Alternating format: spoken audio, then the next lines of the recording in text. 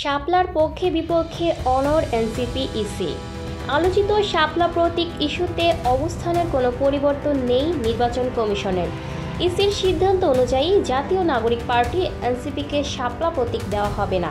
বিদ্যমান প্রতীকের তালিকার বাইরে না গিয়ে দলটিকে বিকল্প প্রতীকেই নিবন্ধন দেবে কমিশন। ইসির সিনিয়র সচিব আক্তার আহমেদ জানিয়েছেন, শাপলা জাতীয় প্রতীক হওয়ায় কোনো রাজনৈতিক দলকে এটি বরাদ্দ দেওয়া সাংবিধানিক সম্ভব নয়। এতে রাষ্ট্রীয় প্রতীকের নিরপেক্ষতা নিয়ে প্রশ্ন উঠতে পারে।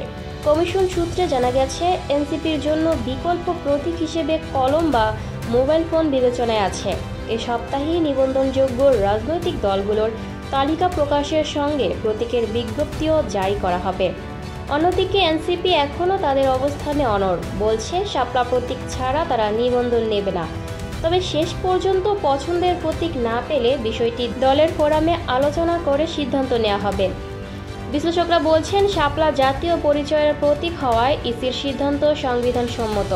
তবে এই ইস্যুতে এনসিপির অনড় অবস্থান নির্বাচন পূর্ব রাজনৈতিক উত্তাপ আরও বাড়াতে পারে।